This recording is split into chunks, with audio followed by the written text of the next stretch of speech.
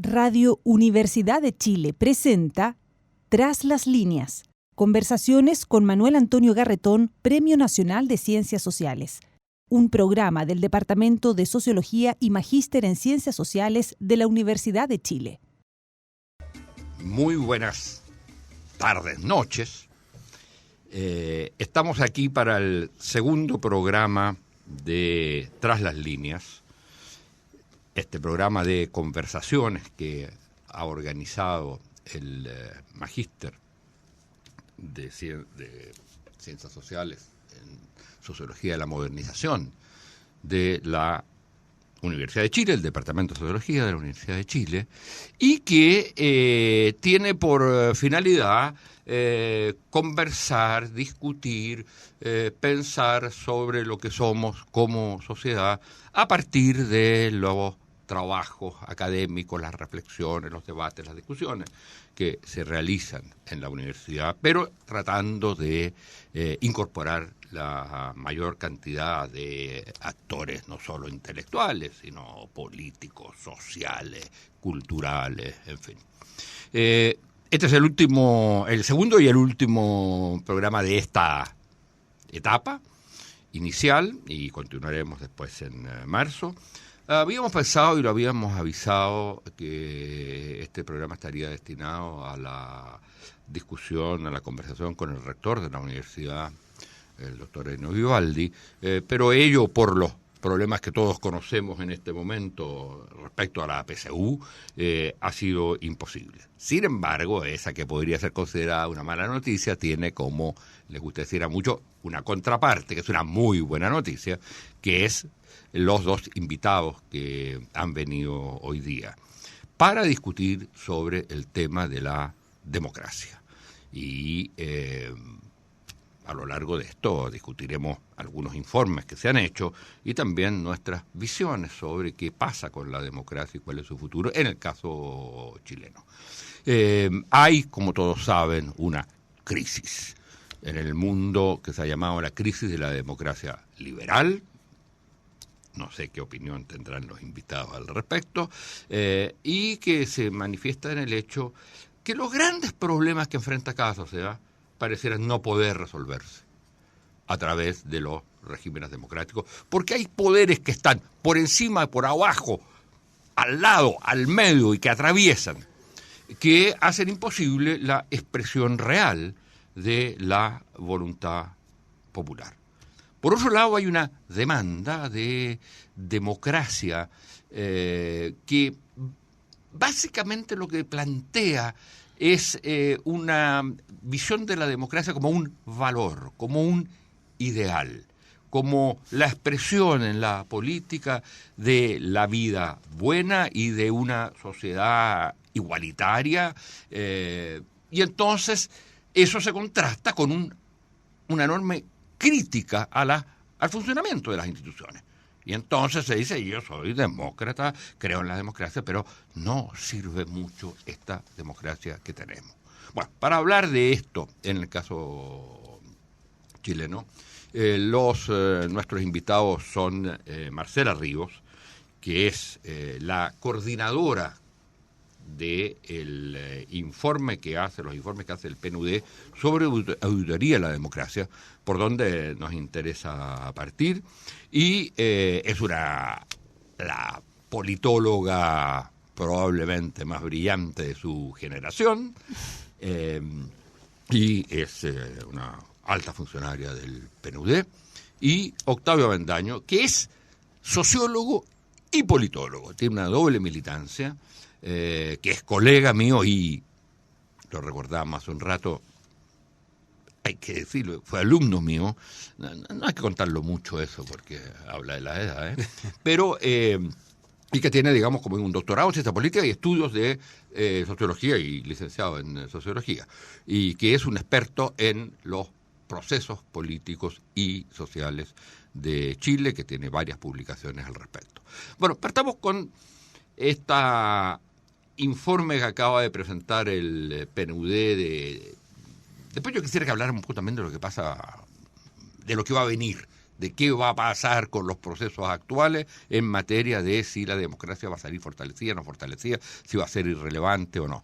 Pero por ahora, digamos, el informe que ha hecho el PNUD y que coordinó Marcela Ríos, y que era un informe sobre 10 años de teoría de la democracia, que se termina de escribir justo, según ella informa en este informe, el día antes del estallido, y que entonces obliga a un prólogo para no perder ese material y para mostrar cómo nadie podía prever, pero que sí, en las particularidades y en la valoración de la democracia que había en Chile, había una crisis latente que en algún momento iba a estallar, pero que nadie podía predecir.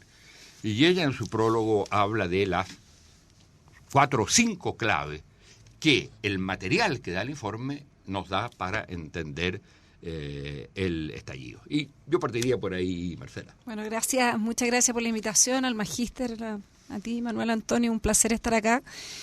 Reivindicar que yo también soy socióloga de origen, así que sí, mi pregrado también es en sociología, después el doctorado en ciencia política. ¿Y dónde el de sociología dónde? En Canadá. En Canadá. En la Universidad de York. ¿Y el doctorado? En Wisconsin, en Madison, en Estados Unidos. Y entre medio pasé por Flaxo, México, ¿no? Claro. Mira, el informe que lanzamos esta semana y que está disponible en la página del PNUD para todos los que quieran bajarlo, digamos, verlo, es un trabajo que nosotros venimos haciendo hace ya una década, más de una década, y que teníamos pensado y empezamos a trabajar en el 2018, o sea, venía hace mucho tiempo la idea de hacerlo porque cumplíamos 10 años de la primera encuesta de opinión que hicimos en materia de democracia en el 2008, y la idea era justamente cerrar un ciclo, una década con esta serie que son encuestas bianuales que tienen un core de preguntas sobre temas de estándar de democracia, evaluación, partidos, confianza en instituciones, involucramiento en lo público, ciudadanía, y que a lo largo del tiempo también hemos ido cambiando los temas dependiendo de algunos temas de coyuntura. Entonces estaba pensado este análisis, una retrospectiva de cómo ha sido la evolución de la democracia desde la perspectiva de la opinión de los ciudadanos y ciudadanas. Y una de las cosas que efectivamente, como decías tú, la terminamos antes del estallido, pero si uno mira el informe, nosotros redactamos un prólogo que lo que hace es también poner en contexto el trabajo que es un trabajo específicamente sobre política, democracia, ciudadanía, en diálogo con los otros trabajos del PNUD, más recientemente el informe Desiguales, el 2017, y los informes de desarrollo humano, para entender el momento actual o el estallido a partir de una mirada interdisciplinaria, porque tenemos informes que están más en la ciencia política, otros más en la sociología, otros son más de economía directamente como Desiguales, y mirar como las claves interpretativas en su conjunto. El informe creemos que aporta en tanto es una mirada casi un año antes del estallido y evidencia muchas de las tendencias que se venían produciendo de manera sistemática en la sociedad chilena, varias de las cuales permiten un poco entender lo que está pasando, a lo que tú aludías al principio, Manuel Antonio, la crisis de representación, las tensiones en la democracia representativa en el caso chileno, que en alguna dimensión son similares a las que ocurren en otros países, en otras no, tienen sus características propias. También una transformación muy, muy importante de la forma en que las personas se involucran en la esfera pública, que nos parece que es importante mirar que cómo se deja atrás esta visión de los 90 de una sociedad apática, ¿no? O de jóvenes que no estaban ni ahí, para tener un involucramiento creciente, muy acelerado de la sociedad, de los distintos grupos de la sociedad, incluyendo los jóvenes, pero un involucramiento que, a diferencia quizás de otros momentos históricos, es crecientemente un involucramiento desvinculado de las ideologías, de los partidos, del sistema político institucional, y por lo tanto tiene una naturaleza profundamente distinta. Entonces yo te diría que además del análisis, digamos, del desplome de la confianza en las instituciones, hay un capítulo sobre transformaciones culturales, sobre instituciones, sobre involucramiento en lo público y también sobre valoración de la democracia. Eso como para empezar. Sí. La verdad que a mí me llamaron la atención varios datos y tendencias que se ven reflejadas en el informe. Desde luego se reafirman aquellas tendencias que dan cuenta de la crisis de representación y la falta de confianza en las instituciones, y que de manera sistemática lo vienen registrando no solamente los informes de desarrollo humano, sino que otros estudios de opinión. Pero por otro lado aparece esta idea del involucramiento, que contrasta precisamente con toda esa situación más crítica respecto de todo el entramado institucional. Y en eso me llamó la atención porque recordé mucho el informe de desarrollo humano del año 2015 que hablaba de los tiempos de la politización, donde precisamente uno de los aspectos que se destacaba era una suerte de anhelo en un sector de la población por el involucramiento en los procesos de toma de decisiones, por participar más, pero en aquellos ámbitos que tenían que ver con la toma de decisiones. Y que, dicho sea de paso, es algo que vimos a propósito del estallido social.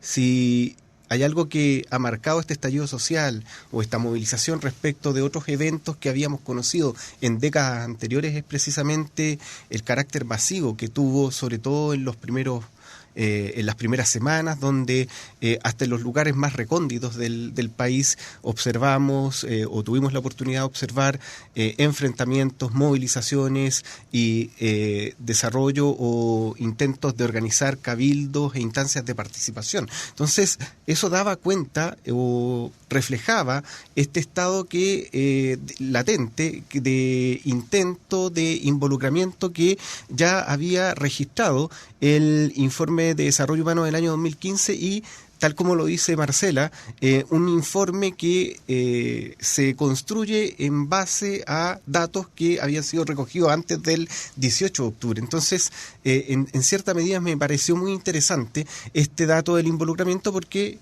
precisamente hemos logrado corroborar esa tendencia en el último tiempo. No sabemos cómo viene aquel periodo que se va a iniciar ahora en marzo o en abril a propósito del proceso constituyente o el plebiscito, donde muchos esperan una alta participación, a pesar de que otros son más escépticos, pero el informe nos está reflejando que hay un anhelo de involucramiento, tal como ya antes lo había mostrado el informe de desarrollo humano del 2015. Mire, yo creo que ese es un punto clave. Ahora, yo confieso que tengo mis dudas sobre dos aspectos. Uno, sobre el tema de la desconfianza, pero que a mi juicio está vinculado también con el tema del involucramiento, la desconfianza en las instituciones. Yo siempre he pensado que es una pregunta complicada, porque poner en un mismo nivel la confianza en personas y preguntarle si confía o no confía, familias, amigos, etcétera, profesores, y por otro lado, instituciones. ¿Qué significa una confianza en una institución? Yo no confío en el Parlamento, ya. ¿Qué significa? No confío en que hace leyes, o en el fondo no es que no confíe. No confío en que no hace las leyes que yo quiero. Entonces, cuando se habla de la crítica al funcionamiento, yo diría, importa mucho a un sector, a este nuevo sector, a este nuevo pueblo, como lo han llamado a algunos, ¿le importa mucho el funcionamiento? ¿No será que simplemente no le interesa? Y lo que busca es otra cosa, y por lo tanto su involucramiento es un involucramiento, no sé si en la toma de decisiones, no sé si lo que demanda es la toma de decisiones. Uno diría, sí, demanda participar, pero demanda más bien decir lo que quiere decir, y no asumir participaciones efectivas. Fíjate que es interesante lo que ustedes dicen en el informe, y es que este proceso de involucramiento tiene una característica. Uno, no es institucional, que es donde se toman decisiones. Y dos, no es organizacional, es decir, no va vinculado a una mayor asociatividad, si no me equivoco, son los términos que se utilizan. Sí. Entonces, es un involucramiento en lo que ocurre para expresarme, no para tomar decisiones. Entonces cambia, a mi juicio, el concepto de ciudadanía, porque no es, en el sentido sajón, una citizenry, una ciudadanía que entiende que su involucramiento es en la polis, sino que más un involucramiento en decir lo que me pasa a mí y a mi grupo. Yo creo que ahí hay dos temas que son, yo los separaría. Por una parte, los temas de confianza. Nosotros no preguntamos, solo preguntamos por instituciones, y hay un capítulo que analiza a partir de la literatura también internacional cuáles son las dimensiones, cómo está asociado. Acá lo que nosotros vemos es que hay la confianza está asociada a la evaluación de desempeño.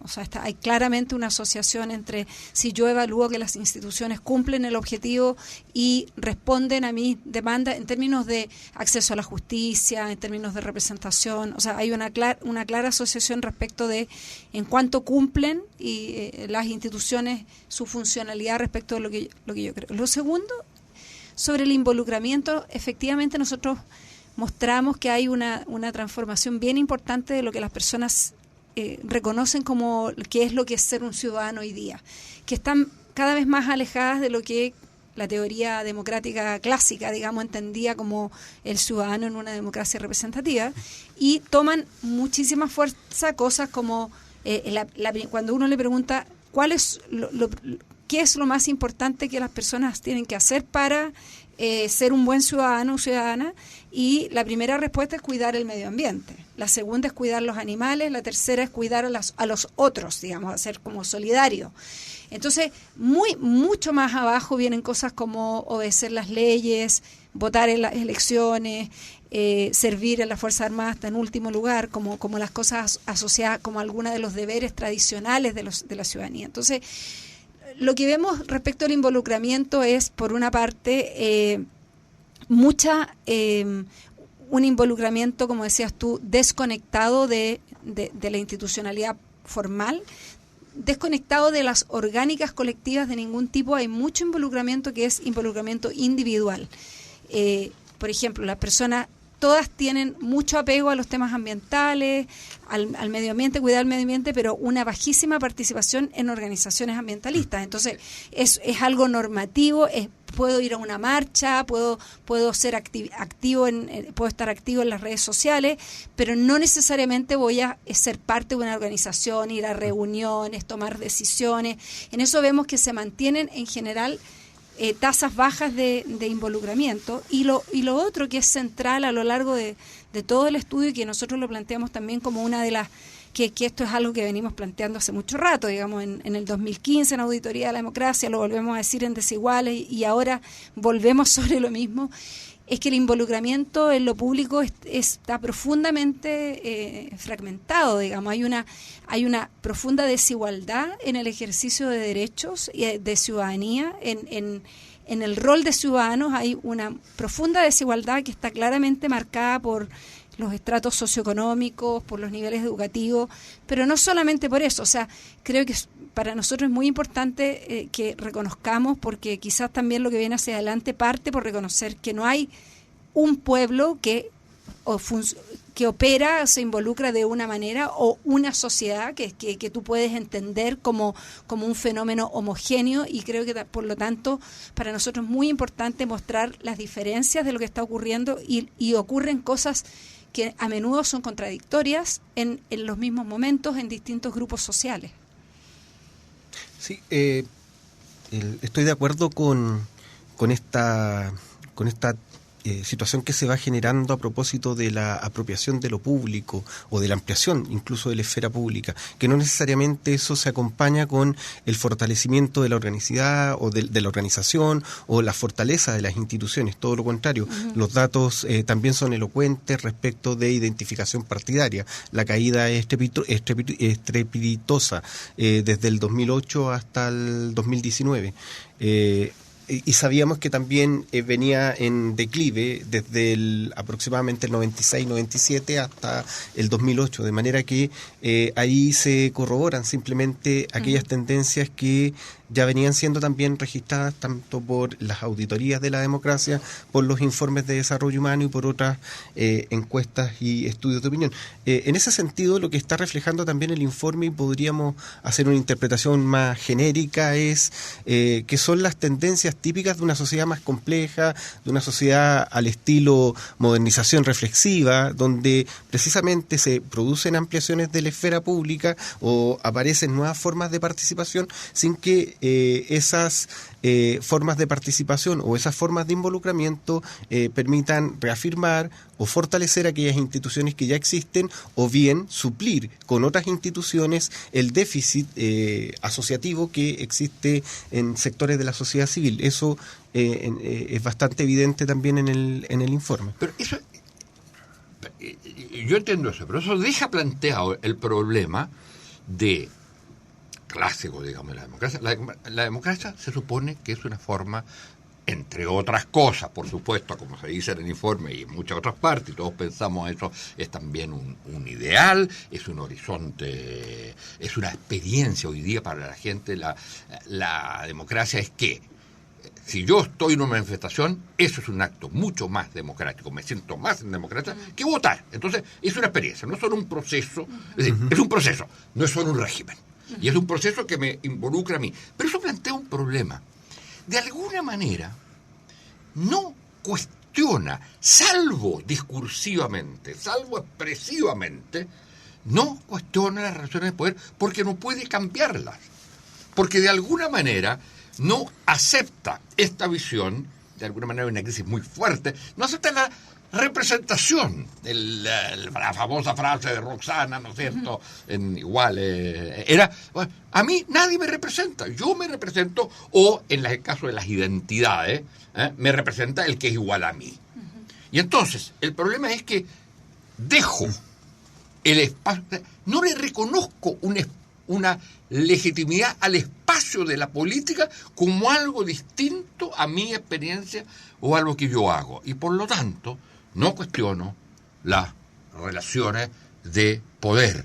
¿Y cómo logro que la sociedad se vaya transformando? Bueno, va a depender de la fuerza que tenga mi movilización, pero al final va a depender de aquellos a los cuales yo digo que no me representan. Y eso es un problema, a mi juicio, muy, muy grave en la sociedad de hoy día. De hecho, piensen ustedes cosas como que son muy interesantes, como en el Congreso del Feminismo, tengo entendido que hay una parte importante del movimiento feminista que considera que no debe participarse en el plebiscito. Por otro lado, es el movimiento, lo de las tesis, que es totalmente extrainstitucional, por decirlo así, y está muy bien que lo haya sido, sin embargo genera un impacto que es lo que produce el cambio político. Por primera vez vamos a tener paridad, quizás en las pocas experiencias del mundo, a partir de un movimiento que rechaza o que tiende a rechazar precisamente eso. Entonces, hay aquí un problema que la democracia no ha resuelto. Yo creo que eso sí que es una dimensión global que quizás tiene manifestaciones, o sea, ciertamente la democracia representativa está tensionada a nivel mundial porque no está logrando acoplarse a las demandas de la sociedad del siglo XXI en el sentido de los tiempos, de las formas, de la pérdida de poder del Estado-Nación respecto de las transnacionales, de los organismos internacionales. O sea, hay un problema en la pérdida de poder del Estado-Nación y también en los tiempos del funcionamiento y también en un cuestionamiento más amplio respecto de quiénes representan a quién. Yo creo que eso es algo que está seguramente instalado en muchos de los países democráticos en el mundo. Pero no es lo mismo una tensión, si quieren, postdemocrática, si la podríamos entender así, cuando has tenido una democracia representativa que funcione en plenitud, que una tensión de la democracia representativa en un país donde la democracia representativa tenía carencias de diseño y de funcionamiento radicales, con una profunda desigualdad, donde quizás nunca llegaste a tener una democracia representativa que permitiera, digamos, la plena teoría democrática de representación. Entonces hoy día yo creo que estamos frente a este dilema, y efectivamente una de las dificultades que tenemos frente al fortalecimiento de un modelo de democracia, porque una de las cosas positivas que aparece en nuestro informe, pero también en la encuesta CEP y en muchos otros, es que las personas en el imaginario teórico, normativo, valórico, no han renunciado al ideal de democracia como aspiración, aunque quizás estamos entendiendo todos distintas cosas por ese, claro, por eso, pero no están pensando en que queremos un régimen autoritario o queremos o por lo menos no le tienen nombre a la alternativa, ¿no? No, pero no creen en esta democracia. Pero no es una crítica al funcionamiento. No creen en esta democracia. Sí. No se cree en esta democracia. Hay un cuestionamiento. Es que tal como decía Marcela, acá ni siquiera teníamos una democracia procedimental propiamente tal, por los déficits que existían desde el punto de vista de la representación o en términos de la participación. Ahora, es cierto también que, y Marcela lo señaló, hay una participación que puede ser fragmentada, pero también una representación que es fragmentada. En eso existe bastante documentación. Está el trabajo de Juan Pablo Luna, un enorme trabajo publicado el año 2014 sobre representación segmentada en América Latina, centrada en el caso chileno y en el caso uruguayo. Y ahí está bastante clara esta situación de segmentación socioeconómica de la representación política, que desde luego supera aquellos parámetros más tradicionales que teníamos respecto de la representación política. La prueba más contundente es cómo se presenta un candidato conservador ante un electorado ABC1 respecto de los sectores populares. En eso es bastante elocuente el fenómeno de la segmentación de la representación. Bueno, muchas gracias. Desgraciadamente el tiempo es implacable. Sí. Debiéramos hacer estallar el tiempo.